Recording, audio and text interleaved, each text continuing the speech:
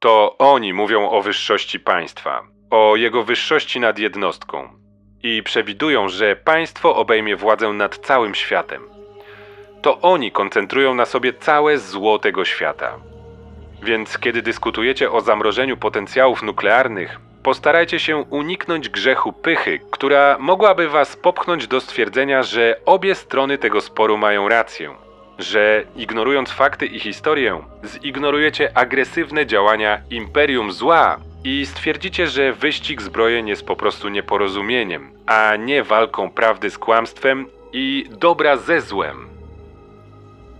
Prezydent Stanów Zjednoczonych Ameryki Ronald Reagan.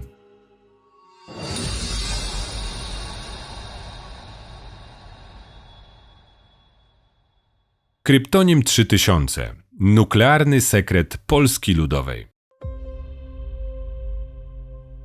Dziś, kiedy Polska jako istotna część Unii Europejskiej i wyróżniający się członek Wojskowego Sojuszu Obronnego NATO od dziesięcioleci jest pełnoprawnym i z każdym rokiem coraz bardziej znaczącym uczestnikiem tzw. świata zachodu, może trochę zacierać się fakt, iż jeszcze nieco ponad 3 dekady wcześniej byliśmy, nie z własnej woli, po drugiej stronie barykady, na której czele stało wspomniane przez prezydenta Reagana Imperium Zła, czyli Związek Socjalistycznych Republik Radzieckich. Teraz, kiedy rosyjska hydra znowu bezczelnie podnosi swój zbrodniczy łeb, ponownie łakomie spoglądając w stronę swoich sąsiadów, możemy się tylko cieszyć, że udało nam się wrócić na łono europejskiej rodziny, z którą wspólnie możemy ten wschodni apetyt powstrzymywać. Ale nasi dziadkowie i rodzice żyli w świecie z punktu widzenia najmłodszych pokoleń niemal alternatywnym. Wróćmy na chwilę do tych mrocznych czasów.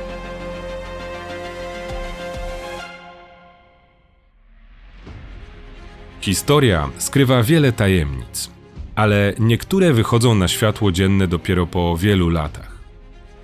Jednym z takich sekretów, a zarazem najbardziej poufnych przedsięwzięć w powojennej Polsce były plany użycia broni jądrowej przez siły zbrojne Polski Ludowej oraz przechowywanie tej zabójczej broni na terytorium naszego kraju w ramach operacji o kryptonimie Wisła. Według tajnego raportu CIA z 1979 roku na terytorium NRD, Polski, Czechosłowacji, Węgier i Rumunii znajdowały się łącznie 23 magazyny radzieckich ładunków jądrowych. Pierwsza publiczna wzmianka o operacji Wisła pojawiła się jednak dopiero w 1995 roku w książce reportażu Oko Pentagonu, opisującej działalność pułkownika Ryszarda Kuklińskiego.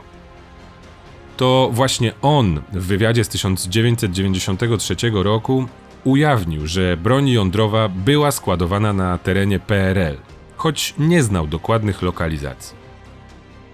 Dokumenty dotyczące operacji Wisła przez dekady przechowywano w tajnych archiwach Sztabu Generalnego Wojska Polskiego, gdzie miały pozostać utajnione aż do 2050 roku.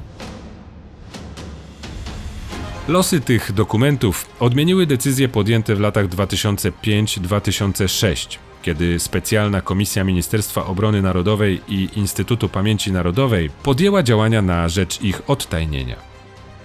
Dzięki temu trafiły one do archiwum IPN i stały się dostępne dla historyków. Choć oficjalne źródła przez lata milczały na temat operacji Wisła, dziś możemy spojrzeć na tę historię z nowej perspektywy. Była to część wielkiej politycznej gry, której zasady dyktowała zimna wojna i która sprawiła, że Polska Rzeczpospolita Ludowa znalazła się w samym środku nuklearnej strategii bloku wschodniego. Atak jądrowy NATO na PRL. Wraz z zakończeniem II wojny światowej niedawni sojusznicy w walce z Rzeszą Niemiecką, czyli Stany Zjednoczone i Związek Socjalistycznych Republik Radzieckich, stanęli do kolejnej brutalnej konfrontacji, tym razem po przeciwnych stronach, mającej zapewnić przewagę w nowym, powojennym, światowym układzie sił. To był czas ideologicznego starcia. Kapitalizm kontra komunizm, demokracja kontra totalitaryzm. Początkowo dominowały USA, mając monopol na broń jądrową. Ale już w 1949 roku Związek Radziecki przetestował swoją pierwszą bombę atomową, RDS-1, czym zakończył amerykańską dominację nuklearną. Był to początek prawdziwego wyścigu zbrojeń. W tym samym 1949 roku, w celu obrony krajów tzw. Zachodu przed potencjalnym atakiem Związku Radzieckiego i jego sojuszników, na scenie dziejów pojawiła się polityczno-wojskowa Organizacja Traktatu Północnoatlantyckiego NATO, w którym kluczową rolę pełnić miały oczywiście zbrojące się w szybkim tempie i przede wszystkim dysponujące bronią jądrową Stany Zjednoczone. Rozkręcająca się w latach 40. XX wieku na dobre tzw. zimna wojna i coraz bardziej realne zagrożenie ze strony komunistycznego mocarstwa skłaniały zachodnich sojuszników do tworzenia kolejnych planów wojskowych o różnym potencjale praktycznym, w tym takich, które zawierały możliwość użycia broni jądrowej. Plany obronne takie jak Pincher 1946 rok czy Broiler 1947 rok, zakładające ewentualną potężną ofensywę radziecką na zachód, dosyć szybko uzupełnione zostały o plany ofensywne, takie jak plan Dropshot z 1949 roku, zakładający prewencyjne uderzenie jądrowe na ZSRR w celu uniemożliwienia mu przejęcia inicjatywy strategicznej w wyniku rozbudowy arsenałów jądrowych.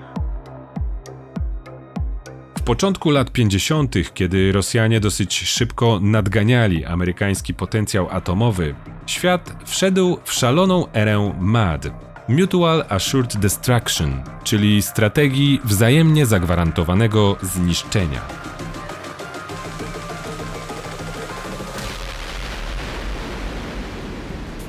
Zasada była prosta. Jeśli jedna strona użyje broni nuklearnej, druga odpowiada tym samym, doprowadzając do globalnej katastrofy i zagłady obu przeciwników.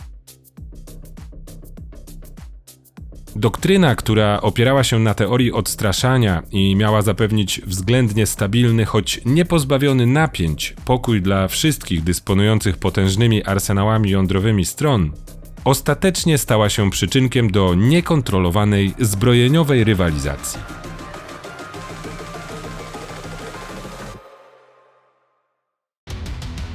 W latach 60.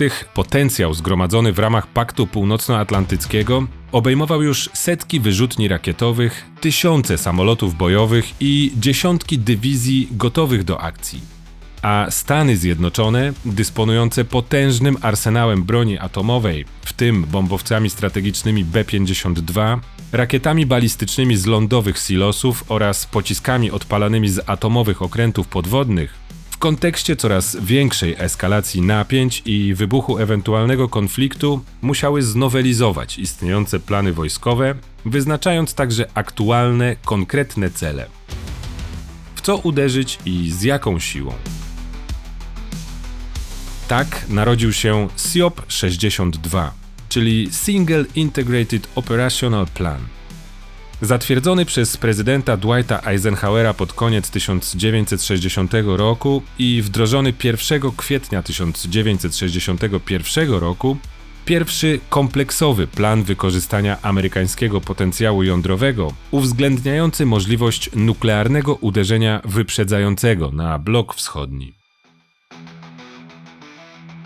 Jego głównym celem było sparaliżowanie gospodarki oraz zdolności obronnej ZSRR, Chińskiej Republiki Ludowej oraz państw tzw. Układu Warszawskiego poprzez atak na kluczowe centra dowodzenia, sprzęt wojskowy oraz miasta o strategicznym znaczeniu. Jednym z głównych celów tego planu, jako ważna część bloku wschodniego, była oczywiście również Polska Ludowa. W dzisiejszym filmie spróbujemy odpowiedzieć na pytanie, jakie mogły być potencjalne konsekwencje eskalacji nuklearnego konfliktu dwóch wrogich, potężnych sojuszy polityczno-wojskowych dla Polski i Polaków. Jaką rolę miała pełnić Polska w strategii nuklearnej Układu Warszawskiego i jaki potencjał atomowy miał być w ewentualnej dyspozycji Wojska Polskiego. Zapraszamy Was do obejrzenia najnowszego odcinka. Jeżeli chcielibyście wspomóc rozwój naszego kanału, to nie zapomnijcie, prosimy o zostawieniu komentarza, wciśnięcia kciuka do góry i subskrypcji. Bardzo dziękujemy za Wasze wsparcie. Zaczynamy.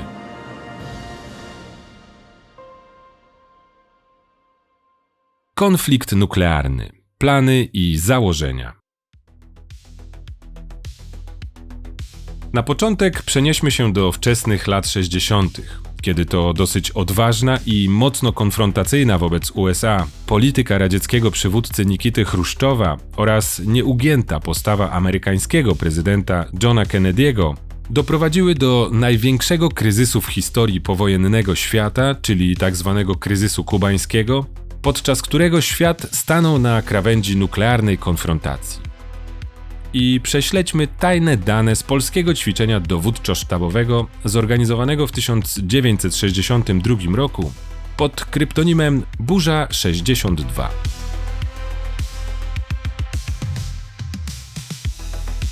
W planowanym ćwiczeniu założenia przyjęte przez sztabowców na wypadek konfliktu zbrojnego z Zachodem mówiły o co najmniej 76 uderzeniach jądrowych wykonanych przez NATO w pierwszych 3 dniach wojny, których celem miałyby być zapewne wszystkie większe miasta, węzły komunikacyjne oraz obiekty przemysłowe.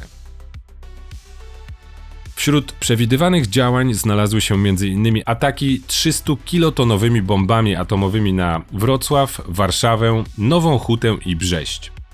Ładunki o sile 100 kiloton, według polskich planistów, miały spaść na Białystok, Bydgoszcz, Kraków i Lublin.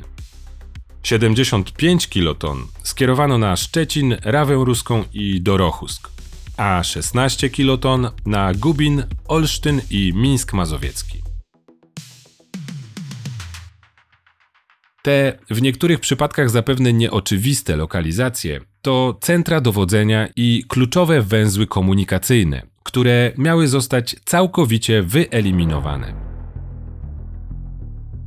Skutkami takiego uderzenia, oprócz banalnie oczywistego błysku, fali uderzeniowej i gigantycznych zniszczeń, byłyby przede wszystkim długofalowe konsekwencje radioaktywnego skażenia, które według przeprowadzonych symulacji, zarówno tych pesymistycznych, jak i najbardziej prawdopodobnych, miało być katastrofalne. Obliczono, że w wariancie pesymistycznym skażeniu promieniotwórczemu uległoby aż 60% terytorium PRL, co oznaczałoby, że 21,5 miliona Polaków znalazłoby się w zasięgu opadu radioaktywnego, a 10,7 miliona osób byłoby bezpośrednio narażonych na chorobę popromienną. W bardziej realistycznym wariancie skażenie objęłoby zaledwie 17% kraju, zagrażając 6 milionom Polaków, z czego 4,2 miliona byłoby narażonych na wysokie dawki promieniowania. Skalę niszczycielskiej siły szczególnie dobrze obrazują szacunkowe straty po uderzeniu naziemnym ładunkiem o mocy 300 kiloton na zamieszkały w tamtym czasie przez 560 000 mieszkańców Wrocław. Stwierdzono, że w wyniku natychmiastowych czynników rażenia, jak i czasowego przebywania w rejonie opadu promieniotwórczego, sumaryczne straty wraz ze skutkami choroby popromiennej w wariancie optymistycznym wyniosą 453 000 mieszkańców, a w wariancie pesymistycznym 547 000 mieszkańców, co de facto oznaczało całkowitą zagładę miasta, ludzi i zwierząt.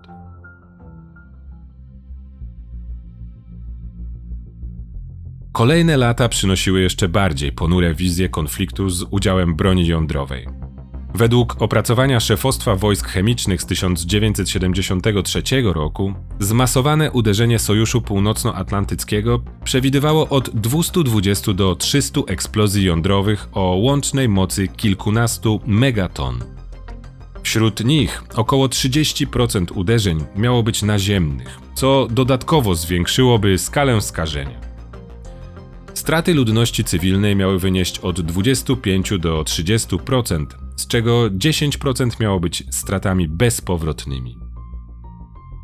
Fala zniszczeń i skażeń promieniotwórczych miała objąć obszary o szerokości do 50 km, zmieniając krajobraz Polski na dekady.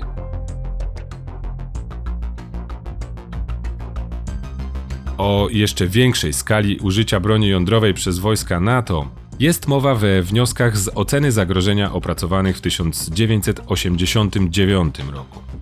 Jak cytuje Zbigniew Zielonka w artykule o ataku jądrowym NATO, stwierdzono wówczas, że nagromadzony potencjał broni jądrowej pozwala przeciwnikowi wykonać w pierwszym zmasowanym ataku jądrowym od 430 do 650 uderzeń, w tym 100 naziemnych, na wojska operacyjne i obiekty rozmieszczone na terytorium kraju.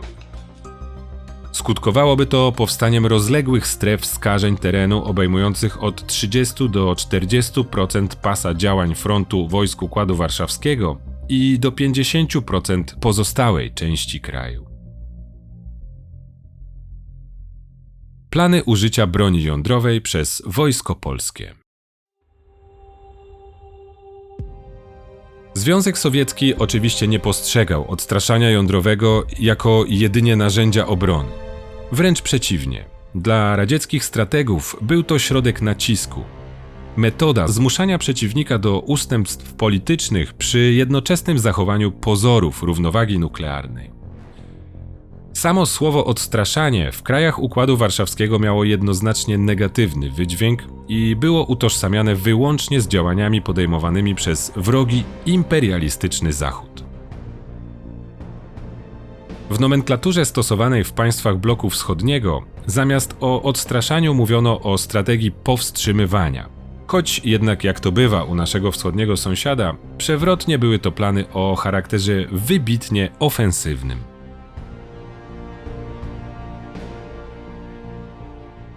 W rzeczywistości ten sam mechanizm działał w obie strony, choć oczywiście istotne różnice możemy zauważyć w semantyce. Zachód, choć w sztabowej teorii uwzględniał uderzenia prewencyjne, realnie skupiał się głównie na planach i działaniach obronnych. Natomiast polityka i realne działania radzieckich towarzyszy były jednoznacznie ofensywne i agresywne. Ludność krajów socjalistycznych celowo poddawano propagandzie, która przedstawiała Zachód jako nieobliczalnego agresora gotowego w każdej chwili do uderzenia nuklearnego, co uzasadniało konieczność utrzymania potężnych sił zbrojnych gotowych do szybkiej odpowiedzi.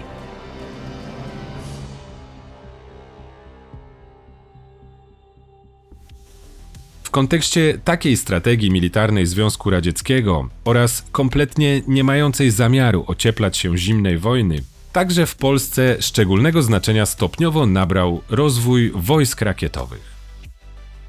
Już w latach 60. XX wieku na terenie naszego kraju formowano brygady artylerii rakietowej, w tym kluczowe 32. Łużycka Brygada Artylerii oraz 18. Brygada Artylerii w Bolesławcu, wyposażone w zestawy zdolne do przenoszenia ładunków jądrowych, a Polska miała stać się nie tylko zapleczem technicznym dla potencjalnego konfliktu nuklearnego, ale także ważnym ogniwem użycia broni jądrowej w systemie Układu Warszawskiego. Wykonane we właściwym czasie uderzenie jądrowe stanowi główną treść początkowego okresu światowej wojny termojądrowej. Tak tłumaczył radziecką doktrynę użycia broni jądrowej marszałek Wasilij Sokołowski, pierwszy zastępca ministra obrony Związku Sowieckiego i szef sztabu generalnego. I to właśnie koncepcja zmasowanych uderzeń jądrowych połączonych z natarciem sił pancerno-motorowych przez dziesięciolecia stanowiła podstawę kolejnych doktryn wojennych państw powstałego w 1955 roku Układu Warszawskiego. W 1961 roku w Polsce Ludowej przyjęto dokument Podstawowe założenia ludowej obronności, będący pierwszą polską powojenną doktryną wojenną. Stał się on podstawą do opracowanego w kolejnych latach planu użycia polskiej armii w ataku Zjednoczonych Sił Zbrojnych Układu Warszawskiego na państwa Europy Zachodniej. Zatwierdzony 18 grudnia 1964 roku w Warszawie przez prezesa Rady Ministrów Józefa Cyrankiewicza plan został pierwotnie przygotowany w języku rosyjskim i do Warszawy trafił prosto z Moskwy.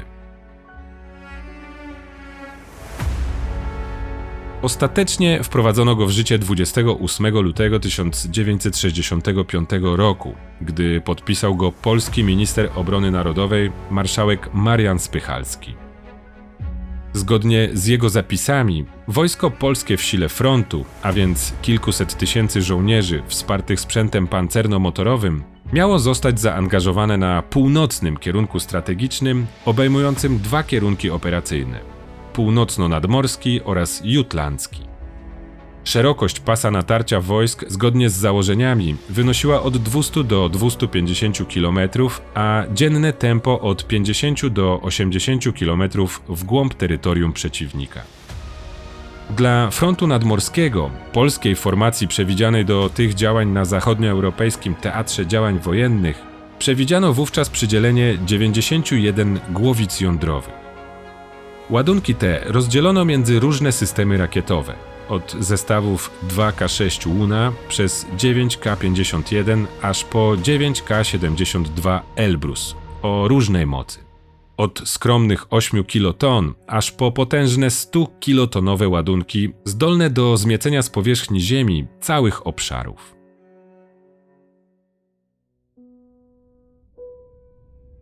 Bezduszny i totalny charakter tych planów trafnie opisał badający dzieje tzw. Ludowego Wojska Polskiego dr Jarosław Pałka.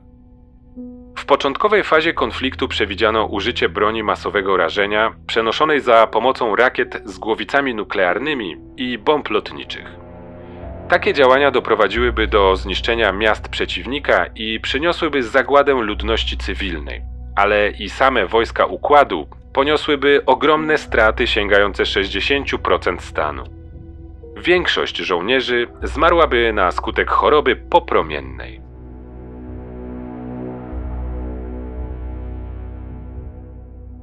Kolejne plany operacyjne, dostosowywane do zmieniających się realiów wojskowych i geopolitycznych, pokazywały coraz większe uzależnienie planowanych działań od uderzeń nuklearnych. Zgodnie z planem z 1970 roku, zatwierdzonym przez generała Wojciecha Jaruzelskiego, wojsko polskie miało zaangażować 450 tysięcy polskich żołnierzy i użyć 177 ładunków jądrowych, w tym bomb lotniczych, choć tych w ograniczonej ilości, gdyż mogły być one użyte jedynie przez 2-3 eskadry posiadające odpowiednio przygotowanych pilotów. Pułkownik Bogdan Likus, były pilot 3. Pomorskiego Pułku Lotnictwa Myśliwsko-Bombowego z Bydgoszczy, w rozmowie z Andrzejem Fedorowiczem wspominał: do takich zadań mieliśmy latać we trzech. Jeden miał zrzucać bombę atomową, pozostali atrapy. Nie poinformowano by nas, kto ma prawdziwy ładunek. To zbyt duże psychiczne obciążenie. Pilot, który zrzucił bombę na Hiroshimę, zwariował. Zgodnie z założeniami, tzw. Ludowe Wojsko Polskie miało dojść do Belgii, a na zajęcie Danii polscy planiści dali sobie 3 dni. Uderzenia nuklearne planowano m.in. na takie miasta jak Kopenhaga, Brema, Amsterdam, Rotterdam i Antwerpia. Ponadto front polski miał dysponować siłą 2700 czołgów, 2459 dział i moździerzy i 417 samolotów. W kolejnej wersji planów operacyjnych z drugiej połowy lat 70. do ataku na zachód wojsko miało mieć przydzielone 172 ładunki nuklearne, w tym również bomby lotnicze, co oznaczało bardziej aktywny udział polskiego lotnictwa w ewentualnym konflikcie nuklearnym. Hipotetyczny scenariusz takiej agresji, w której mogliśmy aktywnie uczestniczyć, zakładał 110 ładunków jądrowych w pierwszym uderzeniu, z czego 36 o potężnej mocy 300 kiloton miało być gotowych do odpalenia. Następnie drugi etap. Kolejne kilkadziesiąt głowic precyzyjnie rozmieszczonych i obliczone tak, aby maksymalizować efekt porażenia przeciwnika. Nie tylko wojska oraz infrastruktury wojskowej, ale również milionów cywili. Czołgi wojsk Układu Warszawskiego miały osiągnąć Ren w ciągu tygodnia, bowiem według założeń należało zająć jak największe tereny przeciwnika, zanim żołnierze z pierwszego rzutu zaczną umierać na chorobę popromienną, gdyż straty w tej fazie operacji szacowano na około 50% stanu osobowego jednostek.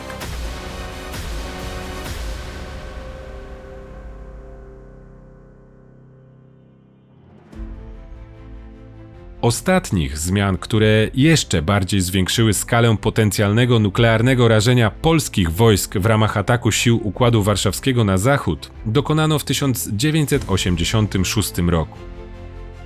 Do użycia przez wojsko polskie przeznaczono aż 213 rakiet z ładunkami jądrowymi, 52 bomby lotnicze, a nawet pociski kalibru 203 mm dla armat 2S-7 Pion. Na szczęście żaden z tych planów nie został zrealizowany, ale ich istnienie ukazuje, że Polska Ludowa była integralną częścią szerszej strategii Układu Warszawskiego, uwzględniającej użycie broni jądrowej w totalnej wojnie z Zachodem. Czy była to realistyczna wizja przyszłej wojny, czy tylko teoria, która miała zapewnić lepszą pozycję Polski w układzie sił bloku wschodniego? Dajcie znać, co sądzicie o tych apokaliptycznych i całe szczęście teoretycznych wojennych planach. A teraz przyjrzyjmy się jeszcze kilku realnym działaniom polskich władz i polskiej armii, które potwierdzają dosyć istotną rolę Polski Ludowej w potencjalnym konflikcie nuklearnym. Ćwiczenia, które obnażyły braki. W apogeum zimnowojennych napięć w lutym 1965 roku przeprowadzono jedno z najbardziej tajnych i skomplikowanych ćwiczeń wojskowych w historii Polski. Miało ono na celu przetestowanie metod transportu broni jądrowej planowanej do użycia przez wojsko polskie na wypadek wojny. Na czele operacji stanął rosyjski generał armii Paweł Batow, a z polskiej strony koordynował ją generał brygady Tadeusz Hupałowski. Mieli oni opracować skuteczny system dostawy uzbrojenia specjalnego, czyli głowic, bomb lotniczych i rakiet ze Związku Radzieckiego do jednostek wojskowych w Polsce. Testowanymi środkami transportu, których użyto w ćwiczeniach, były kolej, samochody, a nawet specjalny statek, który przypłynął do Ustki, by dostarczyć cenny ładunek na poligon w Drawsku i lotnisko w Słupsku. Rakiety operacyjno-taktyczne zostały przywiezione aż z Brześcia, a zespoły montażowe przegrupowano zarówno koleją, jak i konwojami samochodowymi. Kulminacją ćwiczeń był spektakularny pokaz w Karwicach, w którym wzięło udział ponad 100 wysokiej rangi oficerów. Te szeroko zakrojone zimowe ćwiczenia jasno pokazały, jak skomplikowanym przedsięwzięciem jest transport broni jądrowej. Wobec ambitnych, w tym ofensywnych radzieckich planów sztabowych nuklearnego podboju Zachodu, powstało pytanie, czy wojska Układu Warszawskiego w rzeczywistości były gotowe na błyskawiczne użycie tej broni. Niepokój, jaki wywoływało to pytanie wśród dowódców, sprawił, iż podjęto decyzję o budowie specjalnych składów broni jądrowej na terytoriach państw Układu Warszawskiego, w tym Polski. Jako idealne w założeniach przyjęto ukryte, trudno dostępne miejsca w rejonach leśnych, blisko strategicznych dróg i garnizonów radzieckich. Takie miejsca na terenie Polski wskazywał plan rekonesansu zatwierdzony przez generała Wojciecha Jaruzelskiego 31 października 1966 roku.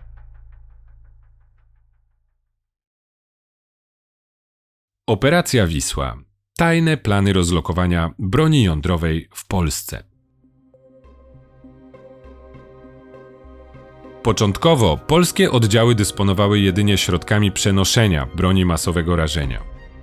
Sama broń na terytorium Polski miała być dostarczana koleją lub transportem morskim prosto ze Związku Radzieckiego. Jak ukazało ćwiczenie z lutego 1965 roku, w warunkach konfliktu mogło jednak dojść do opóźnień w ich dostawie. Stąd konieczne stało się przesunięcie części ładunków nuklearnych. W 1967 roku rozpoczęto realizację planu Wisła.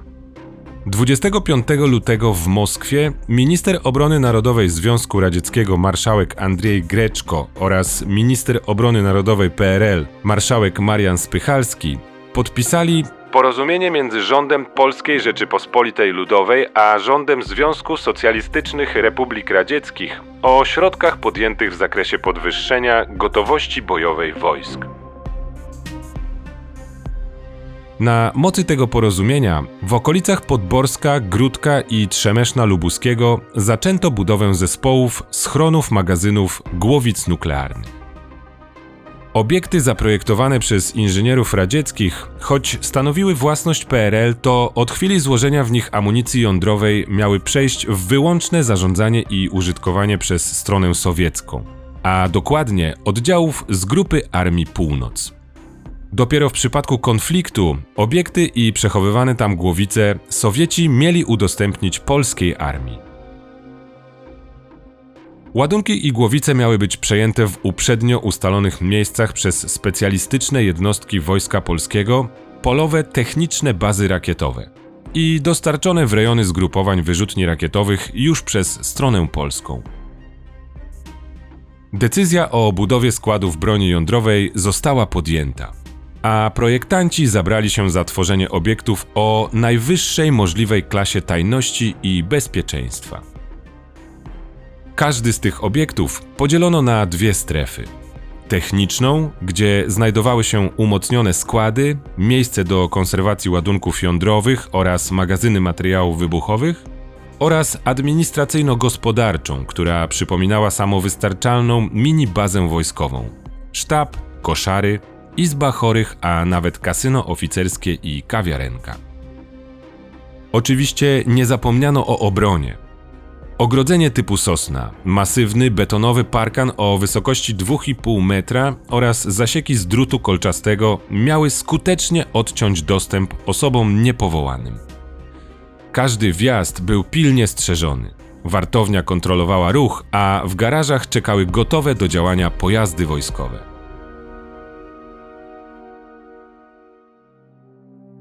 Cała operacja związana z budową składów broni jądrowej w Polsce otrzymała kryptonim 3000. Projekt tak tajny, że jego szczegóły przez lata pozostawały w cieniu. Pod tę nazwę podlegały 3 kluczowe obiekty: 3001 Podborsko, 3002 Gródek i 3003 Trzemeszno-Lubuskie. Obiekt 3001 Podborsko zaczęto budować latem 1967 roku, a ukończono 2 lata później. Za jego powstanie odpowiadały elitarne jednostki inżynieryjne: 33 Pułk Inżynieryjno-Budowlany z Gdyni oraz 2 Pułk Budownictwa Łączności ze Zgierza. Po ukończeniu prac został przekazany stronie sowieckiej, gdzie w radzieckiej nomenklaturze figurował jako 01959 Dobrowo, a maskująco nazwany został 2014 Skład Artyleryjski. Obiekt zajmował rozległy teren 180 hektarów, z czego 110 hektarów otoczono podwójnym ogrodzeniem z drutu kolczastego, tak by zapewnić maksymalną ochronę tajemniczego ładunku. Koszty budowy były gigantyczne, ponad 68 milionów złotych, z czego Polska pokryła ponad 62 miliony. Przeciętna pensja w 1967 roku to około 2000 złotych. Obiekt 3002 Gródek, druga z 3 tajnych baz przechowywania broni jądrowej w Polsce, powstała głęboko ukryta w lasach. Budowę rozpoczętą w lipcu 1967 roku ukończono w październiku 1969 roku. Prace budowlane powierzono 31. Pułkowi Inżynieryjno-Budowlanemu z Piły, a odpowiedzialność za łączność spoczywała na 2. Pułku Budownictwa Łączności. Już w grudniu 1969 roku obiekt oficjalnie przekazano stronie sowieckiej, w której dokumentach figurował jako 85 918 Sypniewo, z maskującą nazwą 3016 Skład Sprzętu Pancernego. Ze 147 hektarów zajmowanych przez obiekt, 91 hektarów ogrodzono podwójnym drutem kolczastym. Budowa pochłonęła ponad 64 miliony złotych, z czego Polska pokryła niemal 58,5 miliona. Ostatnią z 3 tajnych baz nuklearnych w Polsce był obiekt 3003 Trzemeszno-Lubuskie, który powstał równocześnie z Gródkiem, a jego budowa trwała od lipca 1967 roku do października 1969 roku. Za realizację odpowiadały 27 Pułk Inżynieryjno-Budowlany z Gniezna oraz 2 Pułk Budownictwa Łączności. Po przekazaniu stronie radzieckiej towarzysze wciągnęli go do swojej dokumentacji jako 87 648 Templewo, a jej maskująca nazwa brzmiała 3045 Skład Łączności. Baza obejmowała 140 hektarów, z czego 99 hektarów zostało zabezpieczonych podwójnym ogrodzeniem z drutu kolczastego. Koszty budowy ponad 65 milionów złotych, z czego Polska pokryła niemal 57 milionów.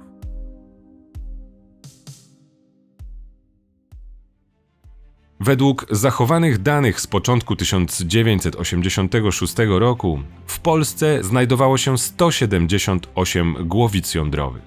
W obiekcie 3001 Dobrowo 60 głowic, w obiekcie 3002 Gródek 62 głowice, a w obiekcie 3003 Templewo 56 głowic. Przechowywanie broni jądrowej na terenie Polski pozostawało jedną z najściślej strzeżonych tajemnic wojskowych PRL. Tylko garstka osób znała pełen zakres operacji Wisła, a każda zmiana w tym elitarnym kręgu wymagała bezpośredniej zgody ministra obrony narodowej lub szefa sztabu generalnego. W 1986 roku listę 12 wtajemniczonych stanowili najwyżsi dowódcy Wojska Polskiego, w tym minister obrony narodowej generał armii Florian Siwicki, jego zastępca Antoni Jasiński, szef sztabu generalnego Józef Użycki, a także dowódcy techniki, szkolenia bojowego i operacji wojsk rakietowych.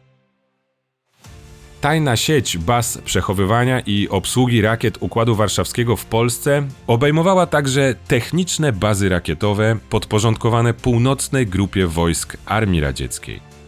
W jej skład wchodziła 114. Gwardyjska Brygada Rakietowa stacjonująca w Bornem Sulinowie, a także 2 dywizjony rakiet taktycznych należące do 20. i 90. Dywizji Pancernej.